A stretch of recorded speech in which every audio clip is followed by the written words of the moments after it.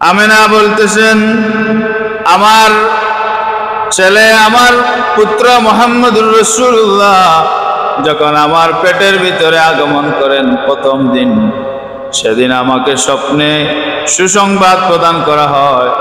আল্লাহ পাক রব্বুল আলামিন আমাকে সুসংবাদ দান করলেন।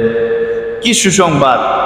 বলা হলো যে আমেনা, তোমার ঘরে, তোমার পেটের মধ্যে, তোমার রেহেমের মধ্যে যে হুমিলতি বিসাইয়্যিদিল আলামিন, তোমার পেটে যিনি স্থান লাভ করছেন উনি হলেন সাইয়্যিদুল আলামিন, সমস্ত আলমের সর্দার।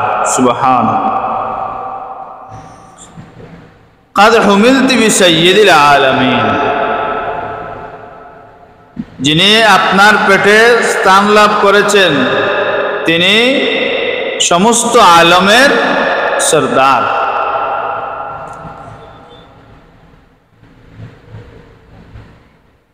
মুহাম্মদুর রাসূলুল্লাহ সাল্লাল্লাহু আলাইহি ওয়াসাল্লাম যেদিন তার মায়ের পেটের মধ্যে যেদিন আগমন করেন, প্রথম যেদিন আগমন করেন, আল্লাহ পাক রব্বুল আলামিন ফেরেশতাগণকে ডাক দিয়ে বলেছিলেন, ফেরেশতারা আসমানের সমস্ত দরজা সমূহ খুলে দাও, আসমানের সমস্ত তারকারাজিকে তোমরা বলে দাও যেন উজ্জ্বল আলোয় আলোকিত হয়ে যায়। পৃথিবীর মধ্যে জানিয়ে দাও, আসমানের মধ্যে জানিয়ে দাও যে আমার হাবিব তার মায়ের পেটে স্থান লাভ করেছে। সমস্ত ফেরেশতারা সেদিন আনন্দে আত্মহারা হয়ে গিয়েছিল। একজন আহ্বানকারী জমিনের মধ্যে এসে আহ্বান করে বললেন, নহে কারা শুনছো, রাহমাতুল লিল আলামিন তার মায়ের পেটে স্থান লাভ করেছে। হে জমিনবাসী, সুসংবাদ গ্রহণ করো, কিছুদিনের মধ্যেই আখেরি পয়গম্বর রাহমাতুল লিল আলামিন তোমাদের মাঝে আগমন করবেন। এই সারা জাহান এই নবীজির আগমনে আলোকিত হয়ে যাবে। বর্ণনা করা হয়েছে সেদিন চতুষ্পদ যত জন্তু ছিল, জানোয়ার ছিল, কারো মুখ বন্ধ থাকে নাই, পরিষ্কার ভাষা, এটা পরিষ্কার হয় নাই যে পশুগুলো কি বলা বলি করেছিল, কিন্তু চতুষ্পদ জন্তু পর্যন্ত আল্লাহ পাক রব্বুল আলামিন তাদের জবান খুলে দিয়েছিল। তারা রাহমাতুল লিল আলামিনের আগমনে একে অন্যের সাথে আনন্দের সাথে আনন্দ নিয়ে তারা কথা বলা বলি করেছিল। রাহমাতুল লিল আলামিন যেদিন প্রথম যেদিন তা ওনার মায়ের পেটে স্থান লাভ করেন, এখনো জন্মের 10 মাস 10 দিন বাকি আছে, আসমানের ফেরেশতারা সেদিন আনন্দ প্রকাশ করেছিলেন। খুশির বন্যা বয়ে গিয়েছিল। সমুদ্রের মাছ পর্যন্ত, বড় মাছ ছোট মাছের কাছে, ছোট মাছ বড় মাছের কাছে, সমুদ্রের উপরিভাগের মাছ নিম্নদেশে যারা বাস করে তাদের কাছে সবাই যেন এলোপাতাড়ি হয়ে আনন্দে আত্মহারা হয়ে বলা বলি করেছিল যে রাহমাতুল লিল আলামিন আসতেছেন, রাহমাতুল লিল আলামিন আসতেছেন। নবীজি যেই বছর জন্মগ্রহণ করেন 570 খ্রিস্টাব্দের রবিউল আউয়াল মাসের প্রসিদ্ধ মত অনুযায়ী 12ই রবিউল আউয়াল রাহমাতুল লিল আলামিন নবীজি এই দরাদামে আগমন করে। নবীজি আগমনের বছরকে আরবরা বিজয়ের বছর ঘোষণা করেছিল। রাহমাতুল লিল আলামিনের আগমনের যে বছর ছিল, এই বছরের আগে আরবদের মধ্যে দুর্ভিক্ষ ছিল, খুবই কষ্ট তারা অবস্থান করেছিল। রাহমাতুল লিল আলামিন যে বছর আগমন করবেন, এই বছর ফলে ফুলে শ্যামলে সবুজে পুরো আরব জাহান উৎফুল্ল হয়ে উঠেছিল। পশুগুলোর দুধ বেড়ে গিয়েছিল, হৃষ্টপুষ্ট হয়ে গিয়েছিল। এজন্য তারা এই বছরকে তারা বিজয়ের বছর বলেছিল। তারা এই বছরকে তারা বিজয়ের বছর মনে করেছিল। উপাধি দিয়েছিল তারা বিজয়ের বছর। রাহমাতুল লিল আলামিন যেদিন জন্মগ্রহণ করবেন তার 55 দিন অথবা 50 দিন পূর্বে আব্রাহা বাহিনী খানায়ে কাবা ধ্বংস করতে এসেছিল। আল্লাহর হাবিবের উসিলায়, বরকতের উসিলায়, আল্লাহর হাবিবের আগমনের পয়গাম হিসেবে আব্রাহা বাহিনীকে আল্লাহ পাক রব্বুল আলামিন নেস্তনাবুদ করে দিয়েছিলেন। আব্রাহা বাদশা কাবা শরীফ ধ্বংস করতে এসেছিল, ভেঙ্গে ফেলতে এসেছিল। তার এরিয়ার মধ্যেই আরেকটি কাবাঘর বানিয়েছিল যে ওই জায়গায় মানুষ যাবে, ভ্রমণ করবে, আর এই জায়গা বাদ দিয়ে দিবে। আল্লাহ পাক রব্বুল আলামিন কত বড় ক্ষমতার মালিক, কত বড় ক্ষমতার অধিকারী আল্লাহ। আল্লাহ পাক রব্বুল আলামিন সূরা ফিলের মধ্যে ঘোষণা দিচ্ছেন, আলাম তারা কাইফা ফাআলা রাব্বুকা বিআসহাবিল ফিল আলাম ইয়াজআল কাইদাহুম ফি তাদলিল ওয়া আরসালা আলাইহিম তায়রান আবাবিল। আল্লাহ পাক রব্বুল আলামিন পাখিকে যাকে যাকে প্রেরণ করেছিলেন। তারা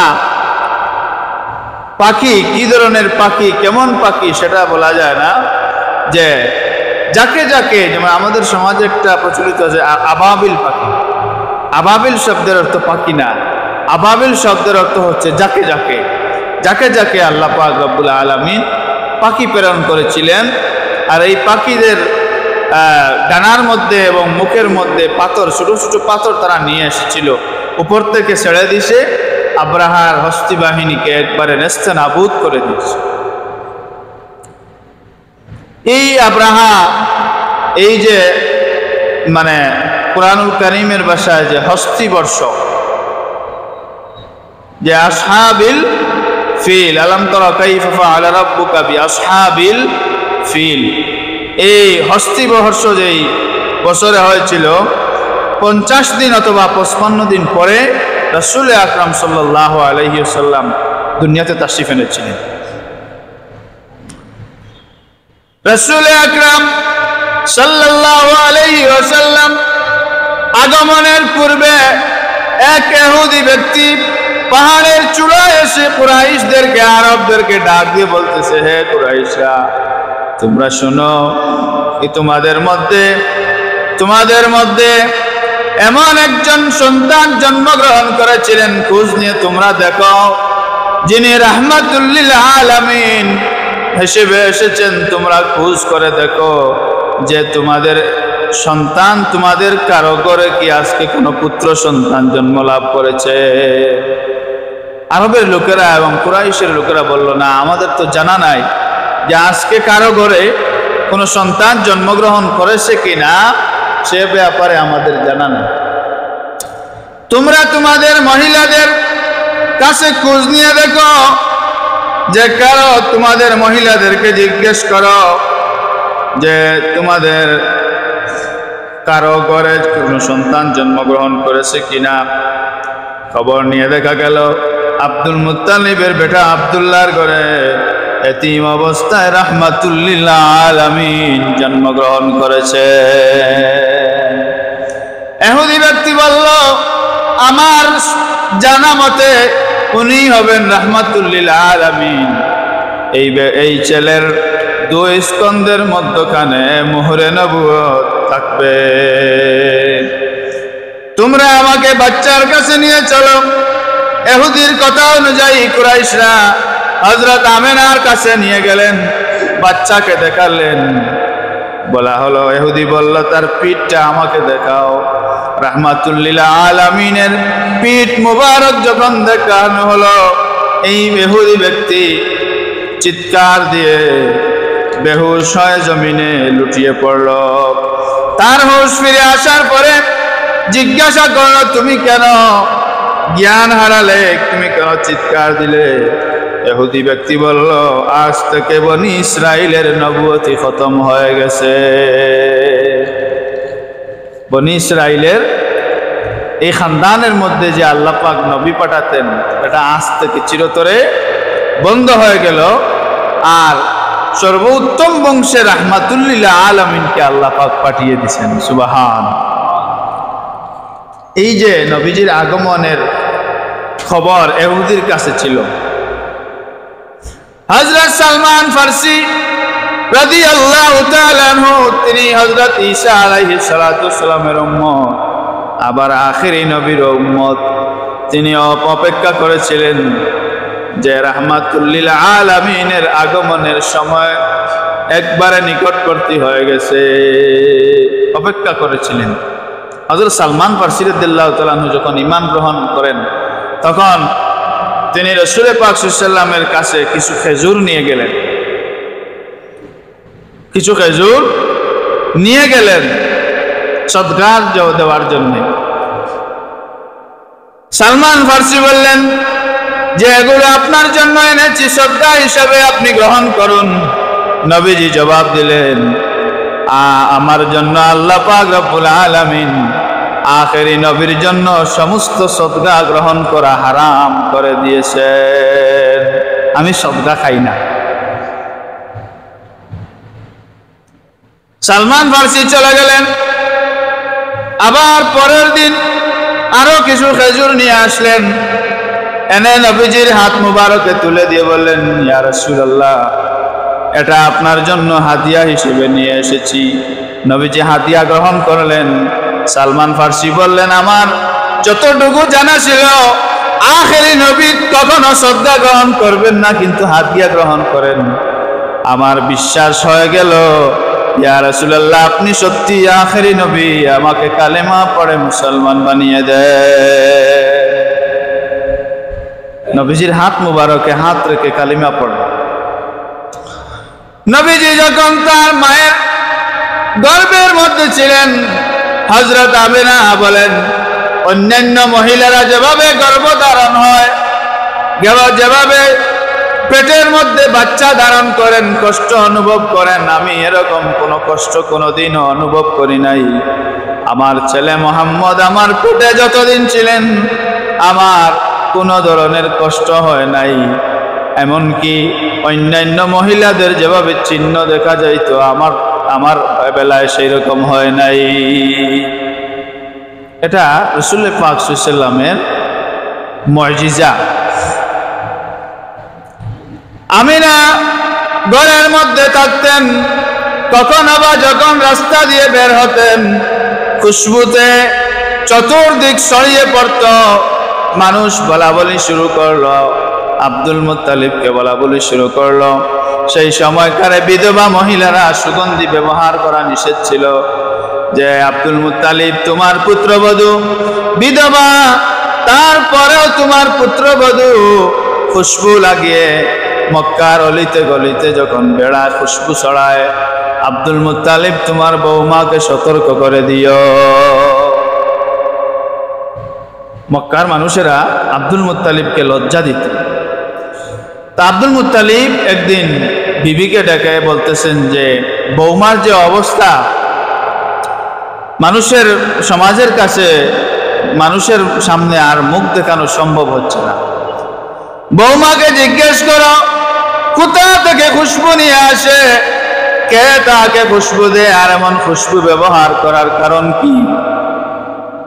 আব্দুল্লাহ মুত্তালিবের স্ত্রী বলেন, আমারও তো একই প্রশ্ন, কয়েকদিন থেকে আমিনাকে জিজ্ঞেস করব করে যাচ্ছে, কিন্তু জিজ্ঞাসা করা হচ্ছে না। চলো দুজন মিলেই আমিনাকে ডেকে জিজ্ঞেস করি। হযরত আমিনাকে ডাক দিলেন, বৌমা আসো। শ্বশুর শাশুড়ির সামনে এসে দাঁড়ালেন, বললেন আব্দুল মুত্তালিব আর ওনার স্ত্রী শ্বশুর শাশুড়ি দুজন মিলে আমিনাকে জিজ্ঞেস করতেছেন যে আমিনা, তুমি যে খুশবু লাগিয়ে বাহিরে যাও, তুমি এই খুশবু কোথা থেকে নিয়ে আসো? হযরত আমিনা বললেন, আব্বা জান, কাল বিলম্ব না করে শ্বশুর শাশুড়ির সামনে তুতু নিক্ষেপ করে বললেন, তুতু নিক্ষেপ করলেন। তুতু নিক্ষেপ করতে দেরি হলো, সমস্ত রুম খুশবুতে ভরপুর হতে এক মুহূর্ত দেরি করে নাই। আমিনা বললেন, আব্বা জান, খুশবু আমি লাগাই নাই, খুশবু আমি ব্যবহার করি নাই, খুশবু আমার কারণে হয় নাই। আমার পেটে সন্তান ধারণ করেছি, যেই দিন থেকে আমার পেটে সন্তান ধারণ করেছি সেই দিন থেকে আমার কোন ধরনের খুশবু ব্যবহার করার প্রয়োজন হয় নাই। আব্বাজান, আপনার সন্তান, আপনার ছেলের যে সন্তান আমার পেটে অবস্থান নিয়েছে, এই সন্তানের কারণে খুশবু ছড়ায়। আব্বাজান, আমি কোন ধরনের খুশবু ব্যবহার করি না। যে নবীজি মায়ের পেটে অবস্থান করার সময়েও আমেনার বডি থেকে খুশবু বাহির হতো, এবং এই খুশবু এমন আশ্চর্যজনক খুশবু যেটা মানে খুবই ভালো এবং মধুময় খুশবু ছিল, যেটা কোথাও পাওয়া যাবে বলে আশা করা ছিল না। এই আশা ছিল না যে এটা কোথায় পাওয়া যায়। এমন ধরনের খুশবু বের হতো আমেনার শরীর মুবারক থেকে। কি কারণে? যে রাহমাতুল লিল আলামিনের এটা মুজিজা ছিল।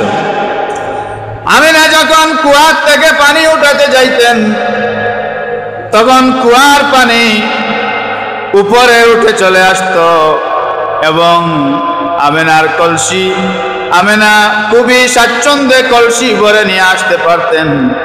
এমন কলকল শব্দ কুয়ার পানি করত, যেমন বলতো, আমেনা রে, তুই কেন কষ্ট করে কুয়ার ধারে আসলে? আমরা অর্ডার করলেই তো আমরা তোর বাড়িতে গিয়ে কলসি ভরে দিয়ে আসতাম। হুকুম করলে তোর বাড়িতে গিয়ে আমরা কলসি ভরে দিয়ে আসতাম, কেন কষ্ট করে কুয়ার পাড়ে চলে আসি? আব্বাজান আমেনা বলতেছেন আব্দুল মুত্তালিবকে, আব্বাজান, মক্কার মহিলাদেরকে, যুবতীদেরকে জিজ্ঞাসা করে দেখেন, আমি যখন কুয়ার পাড়ে যাই, কুয়ার পানি নিচ থেকে উপরে চলে আসে, মক্কার মহিলারা আমার হাতে পায়ে ধরে যে, আমেনা রে, তুই কুয়ার পাড় থেকে যাইস না, তুই যখন চলে যাবি কুয়ার পানি নিচে চলে যাবে, আমরা টেনে পানি উঠাতে হবে, তুই এখানে দাঁড়িয়ে থাক। যতক্ষণ পর্যন্ত আমেনা কুয়ার ধারে দাঁড়িয়ে থাকতেন, ততক্ষণ পর্যন্ত কুয়ার পানি কুয়ার মুখে মুখে অবস্থান করত। মহিলারা বলতো, রে আমেনা, তুই এখানে দাঁড়িয়ে থাক, আমরা কলসিগুলো ভরে নেই, প্রয়োজন হলে তোর কলসিটা পর্যন্ত আমরা বাড়িতে পৌঁছে দিয়ে আসবো। সুবহানাল্লাহ। এটা রাহমাতুল লিল আলামিনের মুজিজা ছিল। আব্বাজান, শুধু খুশবু আমি লাগাই নাই, আপনার পেটে, আমার পেটে যে সন্তান, সেটা খুশবু না, কুয়ার পানি পর্যন্ত উপরে চলে আসতো। আমি যখন ঘর থেকে বের হই, আমার মাথার উপর, আমি ঘর থেকে বের হতে দেরি, কিন্তু আমার মাথার উপর মেঘ এসে ছায়া দিতে দেরি করে না। আব্বাজান, আমি যখন মক্কার অলিতে গলিতে হাঁটতে যাই, তখন মক্কার বালুকণাগুলো আমাকে সালাম জানাতে থাকে। কখনো বা যখন আমার পা পাথরের উপর পড়ে যায়, পাথর তুলার মতো নরম হতে দেরি করে না। রাহমাতুল লিল আলামিনের মায়ের কষ্ট হবে, এই জন্য পাথর তুলার মতো নরম হয়। আল্লাহুম্মা সাল্লি আলা মাওলানা মুহাম্মাদ ওয়া আলা আলি সাইয়্যিদিনা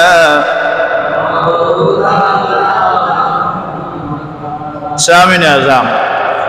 রাসূল নবী করিম সাল্লাল্লাহু আলাইহি সাল্লামের আগমনের পূর্বে আসমানি কিতাব সমূহে এবং বিভিন্ন ধরনের ঐতিহাসিক এবং পাদ্রীগণের মুখের ভাষা থেকে মানুষ জানতে পারলো যে আখেরি নবীর নাম হবে মুহাম্মদ। কি নাম হবে? মুহাম্মদ। আর পিতার নাম হবে আব্দুল্লাহ।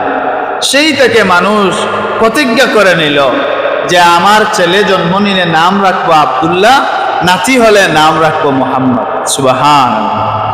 নবীজির সময়কার অন্তত 40 জনের নাম মুহাম্মদ ছিল, কারণ সবাই চাইতো যে আমি আখেরি নবীর দাদা হতে, আখেরি নবীর মা হতে আখেরি নবীর পিতা হতে সবাই এটা তালাশ করত।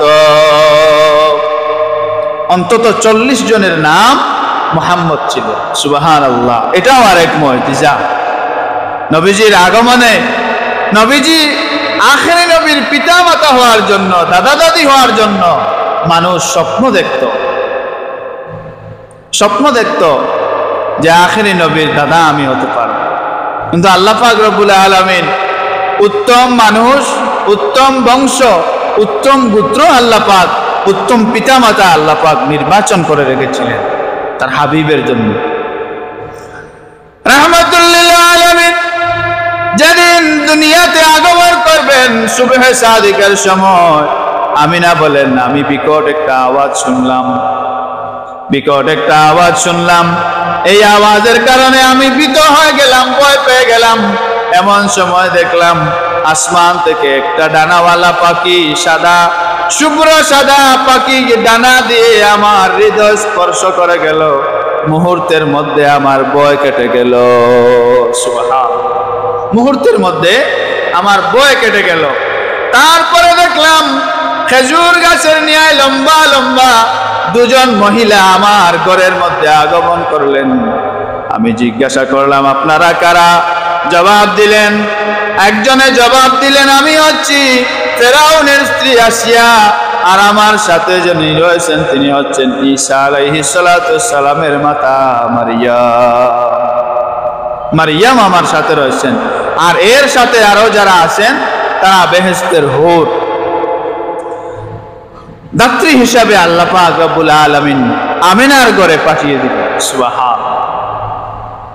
এখানে একটা বিষয় হলো যে প্রত্যেক পুরুষ এবং মহিলা যারা, স্বামী স্ত্রী যারা, সবাই জান্নাতের মধ্যে তারা, প্রত্যেক মহিলারা তাদের স্বামীর সাথে অবস্থান করবে, প্রত্যেক স্বামী তাদের স্ত্রীদের সাথে বেহেশতের মধ্যে অবস্থান করবে। কিন্তু ফেরাউন তো আর বেহেশতে যাবে না, নাকি যাবে? ফেরাউন আর বেহেশতে যাবে না। তখন আসিয়ার কি অবস্থা হবে? বেহেশতের মধ্যে কার সাথে আসিয়া থাকবেন? মরিয়মের তো স্বামী নাই, না স্বামী আসেন নাই, মরিয়ম কার সাথে বেহেশতে থাকবেন? আল্লাহ পাক এটা আগে থেকেই নির্বাচন করে দিলেন যে আসিয়ার সাথে আমার হাবিবের বিবাহ বন্ধনটা আমি হাসরের ময়দানে করে দেব। মারিয়ামের সাথে এটা করে দেব জান্নাতের ভিতরে। আমার হাবিবের সাথে আসিয়া এবং মরিয়ম স্বামী স্ত্রী হিসাবে থাকবে, স্ত্রী হিসাবে জান্নাতের ভিতরে থাকবেন। এজন্য আগে ওনারা তো আগে চলে এসেছেন, রাসূলুল্লাহকে পান নাই, কিন্তু আসিয়া এবং মারিয়ামকে আল্লাহ পাক পাঠালেন এই কারণে, যেহেতু তোমরা তোমাদের স্বামী হিসাবে বেহেশতের মধ্যে রাসূলুল্লাহর সাথে থাকবে, তোমরা আজ জন্মের দিন তোমরা বরকত নিয়ে আসো। সুবহান। হযরত ফাতেমা বিনতে আব্দুল্লাহ রাদিয়াল্লাহু তাআলা আনহা তিনি বলতেছেন আমি রাসূল আকরাম সাল্লাল্লাহু আলাইহি সাল্লামের জন্মের সময় তার ঘরে ছিলাম, আমিনার কাছে ছিলাম। আমি দেখলাম বিবি আমিনার ঘরে 7 বেদ করে আসমানের তারকা সমূহ এমন ভাবে আমিনার ঘরের দিকে ঝুঁকে পড়ছে, আমি মনে করলাম যে আসমানের তারকা আমার উপর পড়ে যাবে। এমন ভাব আমি দেখলাম, এমন অবস্থা দেখলাম যে আসমানের তারকা সমূহ আমার উপর পড়ে যাবে।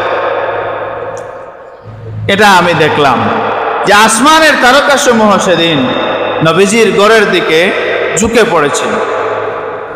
হযরত আমিনা বলেন আমার সন্তান যেদিন যখন ভূমিষ্ঠ হন, খতনা করা অবস্থায়, নারী কর্তন অবস্থায়, রাহমাতুল লিল আলামিন আমার সন্তান ভূমিষ্ঠ হন।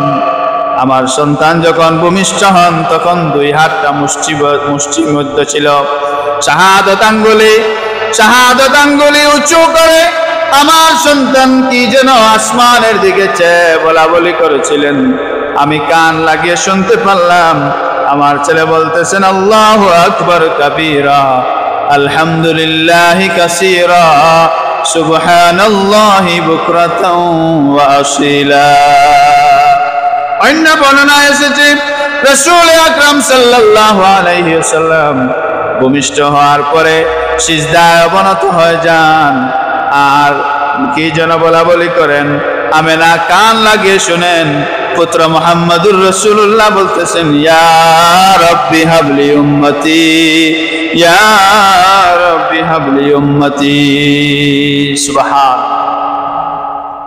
নবীজি যখন আগমন করলেন তখন সিজদারত অবস্থায় আগমন করলেন, আর এটা দুনিয়াবাসীকে জানিয়ে দিলেন যে রবের সন্তুষ্টি অর্জন করতে হলে, রবকে কাছে পাইতে হলে সিজদা ছাড়া আর রবকে কাছে পাওয়ার কোনো সুযোগ নাই।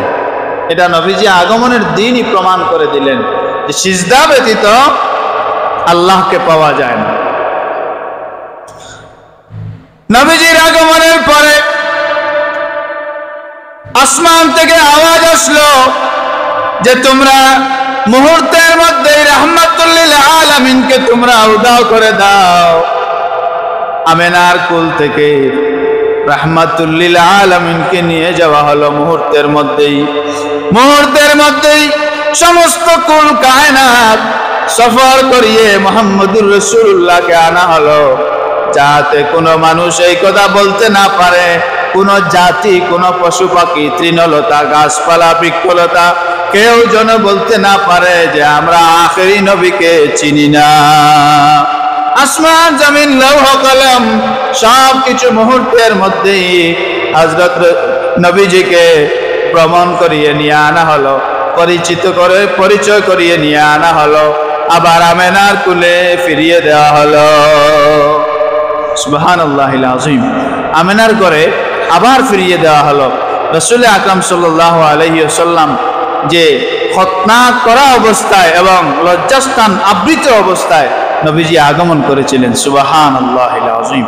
আল্লাহ পাক এই পর্যন্ত আমরা নবীজির আগমন হলো এই পর্যন্ত আজকে আলোচনা করলাম। আগামী পর্বে ইনশাআল্লাহ আমরা সামনে অগ্রসর হব। ওমা তৌফিক ইল্লা বিল্লাহ ওয়া আখিরু দাওয়াহুনা আলহামদুলিল্লাহি রাব্বিল আলামিন।